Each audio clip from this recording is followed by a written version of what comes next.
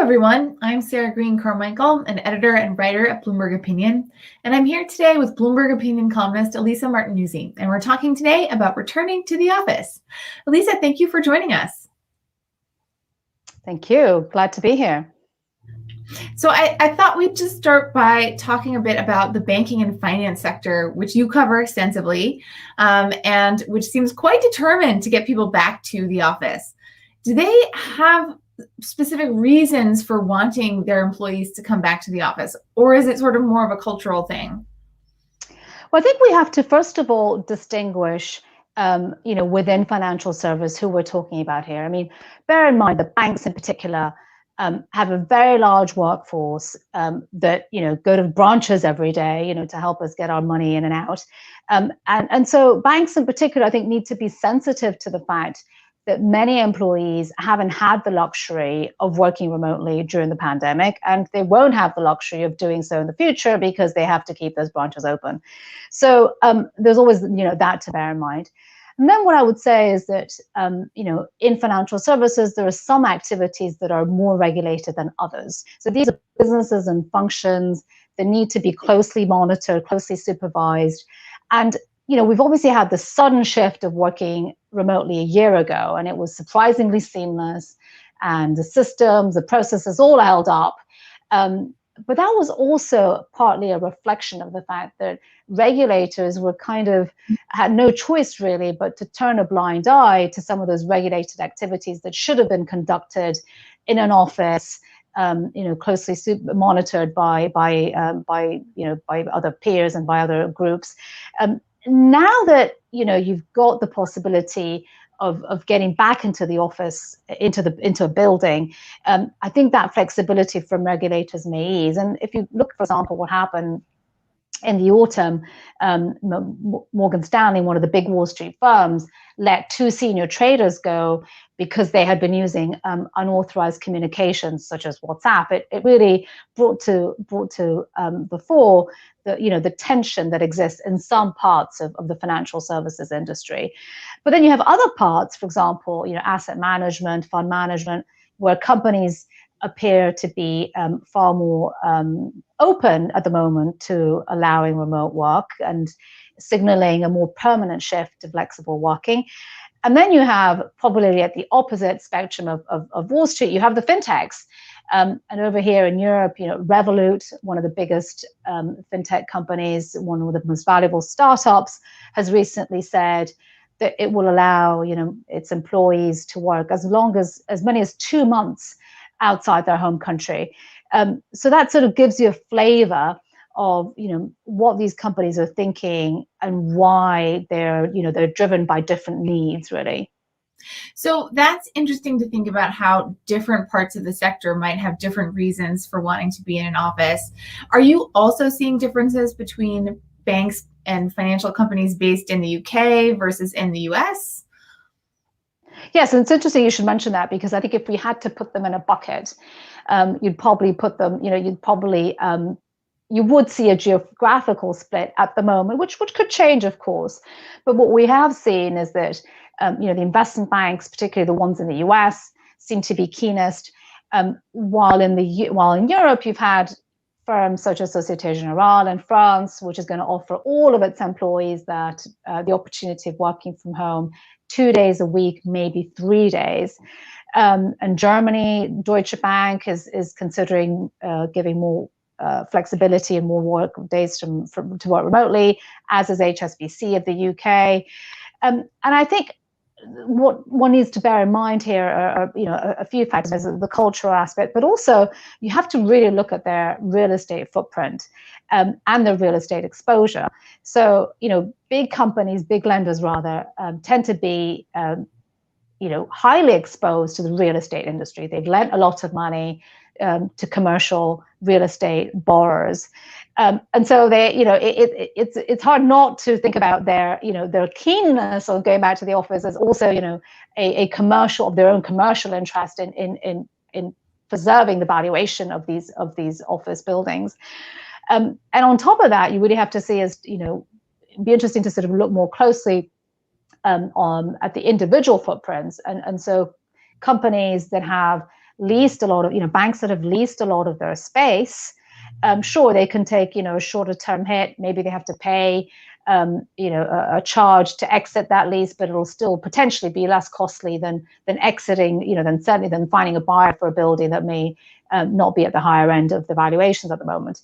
So you have to weigh all these considerations in mind. But I think the other thing to note is that even the banks that are appearing to be more aggressive on the flexible arrangement, they have let a lot of the finer detail still to be determined. So they're saying, oh yes, well, we'll be looking at, everybody, working from home, but it's not clear if it's going to be 1 day or 2 days. So a lot can change between now, when we're clearly still dictated and we're still behaving very much under the guidance of governments and social distancing rules, and the end of the pandemic, which I imagine for us going into the office is probably still some, if not many months away potentially. Yeah, it's interesting that you mentioned that, because when I have talked with managers and non-financial companies, food companies, logistics companies, about the return to office, they talk about return to office, but then it turns out they're really only talking about maybe bringing half the workforce back in, because they're still trying to maintain some kind of distancing and not everyone's vaccinated. And so in some ways, I almost wonder, are we making too big a deal of this return to office when it may just be a trickle of people sort of coming back as they get the shot or as things loosen up? Yeah, I think it's very important to distinguish between the immediate, the short term, the medium term, which is now, which is an environment which is still dictated very much by social distancing measures that the governments are putting in place, and the sort of the medium to long term, which is when companies can decide for themselves who they want to have where. And I think we're still in the early phases, I think, of companies figuring out what they're going to be and how they're going to accommodate staff in the future. Yeah, and it's interesting because in the US, the CDC has just dropped its recommendations for mask requirements for vaccinated people, which I think for a lot of people maybe hastens the return to office here. What are you seeing in the UK? How are people feeling about sort of going back in, I'm vaccinated, I'm good to go? Is that sort of thing happening there? Well, the big date here is June the 21st. That's the day in which, the guidance as things stand, that we'll be able to return to the office. At the moment, the expectation is that there will be social distancing still in place, but there has been talk that the government may scrap social distancing entirely, which of course would be a completely different experience as well. If, going to the office, not having to wear a mask, being able to mingle more freely, I think that that psychologically could also have a significant impact on people's experience of that return to the office. Because for those of us who have been back and forth occasionally, I've made it back a few days, it's certainly not the experience that I remember before the pandemic. And, you sort of, can't sort of impromptu, get together with a colleague and walk into a meeting room or have a coffee by the coffee machine. You were still not allowed to do that when I last was in, which made the whole office experience very, very different, and probably not anywhere near as productive and constructive. Yeah, it's a little bit not the full experience right now. One other sort of new guideline that's just been out is that the World Health Organization finally has admitted that COVID is airborne, and that is how it spreads, is through these particles that can travel for more than 6 feet or 2 meters. And I'm wondering how you think that might influence the return to the office as well, because a lot of the distancing measures seem like at this point, maybe to a certain extent, just sort of COVID theater. Do you think that's another kind of push to get people back in the office, or will have that effect? I think it's a little bit early to tell, but I think, clearly the more you experience the office as a place where you can go and really make the most of your time there, the more you're likely to go back, willingly, because, for a lot of people, it's a long commute. You're going to be, weighing up the pros and cons of making it back if you're not getting much out of that time that you're there. I think, making it as near as normal an experience as possible, I think, is going to have a significant effect on how likely it is that people want to go back. And I'm still a firm, I'm sort of myself a believer that the experience that we'll have may surprise us.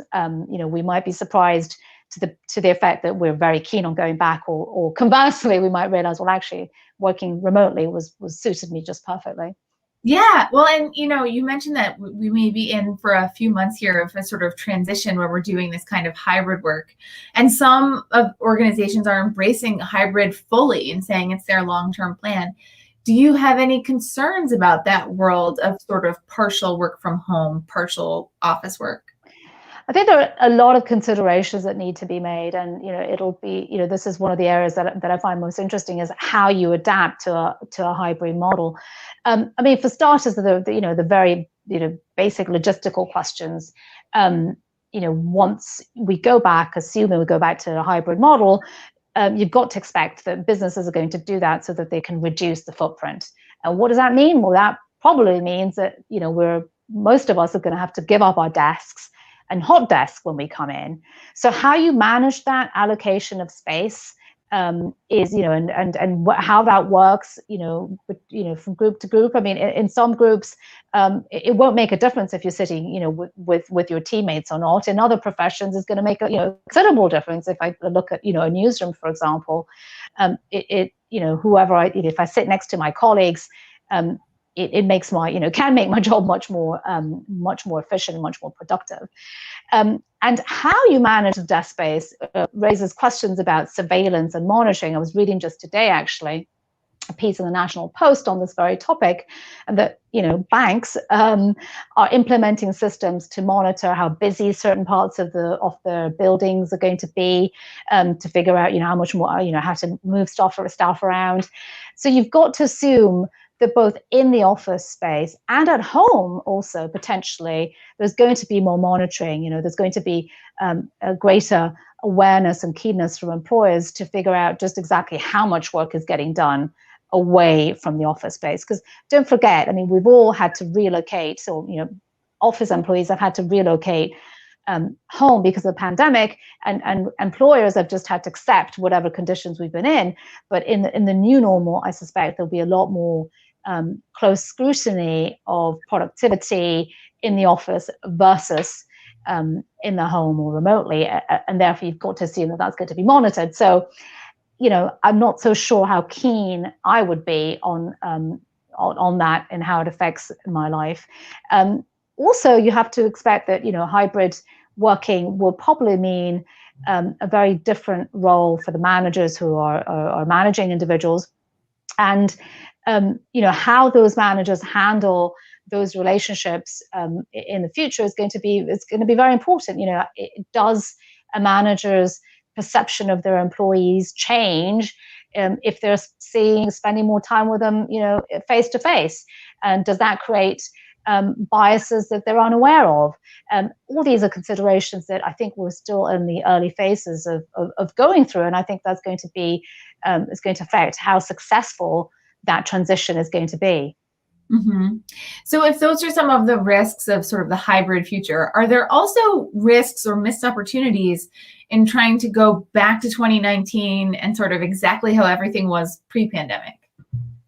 Well, absolutely. I think, granted, we had no choice. We all had to, shift home, and it worked because it kind of had to. Also, bear in mind, during the lockdowns, we haven't had an opportunity to do very much else with our time except for work and perhaps go on walks if we've been lucky enough to be well and not to be in the front line, of course. Those are great luxuries, but still, work has been our main occupation, and there hasn't been much else. I think clearly there's an opportunity to attract, for example, a much more diverse workforce. I mean, we know that working mothers, for example, are much more likely to remain in a job if they have that flexibility from their employer. And so not tapping this opportunity of not just, the evolution that we were already experiencing towards more sort of flexible working, but really taking the opportunity to accelerate this shift to a revolution would be a huge missed opportunity. But I do think it's one that needs to be, taken, piecemeal, and not to, not for companies, not necessarily to jump to foregone conclusions too early. There's also, of course, the environment. If fewer of us are commuting every day, that has to be a positive for their environment. So there are lots and lots of reasons why, we can't just pretend this hasn't happened and we go back. I mean, perhaps there are some opportunities that you've also noticed that are missing. No, I mean, I think really it depends a lot on the kind of work. I thought at the beginning of our chat, you raised some really good points about compliance issues in the financial sector. And I know some people's work is very cooperative and collaborative. And for people who've been sitting in 8 hours of Zoom meetings all day, I'm sure they're eager to go back to the office because that's just a better way to have meetings with people. For people whose work requires, deep focus and where interruptions are a problem, the work from home environment probably does allow them to be more productive. So in some ways, I feel like this is a little bit dictated by the work itself. And also, if you're someone who's an individual contributor or producer and you can measure the amount of articles you write or the lines of code you write, then maybe it's easier for a boss to trust, like she's getting her work done. I can clearly see, she wrote 10 articles this week or whatever. Whereas if you're sort of doing more collaborative work where the credit is harder to attribute, I think there will be more pressure to get people in. But either way, I think you're right that it would be a mistake and a missed opportunity to just try to snap our fingers and go back to 2019 sort of unthinkingly and just say, yeah, this is just, 5 days a week, butts in seats. This is what we do now. Yes, having said that, I mean, there are obviously some, pretty considerable economic implications of that shift. If, for example, few of us are commuting, for a big city like London, like New York, what does that mean for mass transit, for example? And, how do you support that? How does that stand up economically? You also have, the businesses that have sprung up, alongside the big office blocks. What happens to those? So there are, much wider considerations, and obviously just the individual companies themselves, which will obviously require, policymakers as well as business leaders to sort of really put heads together. Yeah. It also seems that among people, even aside from the work and the industry, there's a lot of variation in our personalities. And I know some people have found it very, very, very difficult to sort of switch off mentally at the end of the day without the benefit of changing locations. And so I think, we've seen a lot of workaholism stories this year, a lot of burnout stories this year. And in fact, even in finance, where it's maybe not that common to care about employees' mental health, suddenly we are starting to see companies put a little more effort in there. And I'm wondering if you think that is just window dressing, or do you think that these big banks, really do care about burnout and will actually be keeping some of these programs and trying to mitigate it? Well, I have to confess, I was, slightly surprised by their reaction to. I think there was one very notable example of long hours that emerged at Goldman Sachs, where a group of young analysts submitted a summary, sort of PDF, a PowerPoint presentation rather, on just how overworked they were, working 105 hours a week. And it's interesting because it really drew out a range of responses and a range of reactions. But I got the sense that the industry was quite evenly split between, this is how it's always been done, and this is how it always needs to keep doing, and this is just, they just need to sort of, put up with it, and this is part of the gaining the experience that's needed to grow in that industry. And between that camp and the this is just insane camp, and this is has got to stop, and we need to look after people's mental health. So I'm afraid that based on that assessment, and also based on what companies have said and how they've responded, I'm not so sure that there was a sort of a landmark shift in terms of approach. So a lot of banks have come up with solutions that basically involve higher pay or one-off bonuses, which potentially has the opposite effect, right? It incentivizes more hard work. Not sure really that goes to the root of the problem. But you've also had, reiteration of policies that had, in theory, had already been put in place, such as, mandatory time off at the weekends. Some introduced paid for holidays, and sort of, some went down the perks line, a free Peloton. But on the whole, it seems that, the most obvious answer would have been for these companies to, say, okay, we're going to hire a lot more people. And we didn't see that. I mean, we did see a few say we're going to hire a few more, or we're going to, we are going to hire, but it wasn't the magnitude of hires that would have been required to really bring those hours down to humane levels. And yeah, so I didn't see sort of the response that leads me to think that it's more than a little bit of window dressing again. Yeah. Sadly. Well, and I'm wondering also if to some degree just returning to an office space would mitigate some of the burnout, because you would have the benefits of socializing with colleagues, you'd be getting mentoring, maybe there are some ways to do the work quicker if you can just quickly ask someone a question.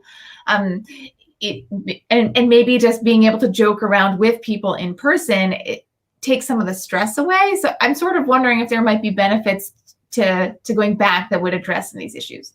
Absolutely. I think that the remote working obviously exacerbated the pressures on these individuals. And, one thing that we haven't touched on yet, but, one aspect of working remotely that didn't get any better, and in actual fact, in some cases, it got worse, was the bullying that happens in many workplaces.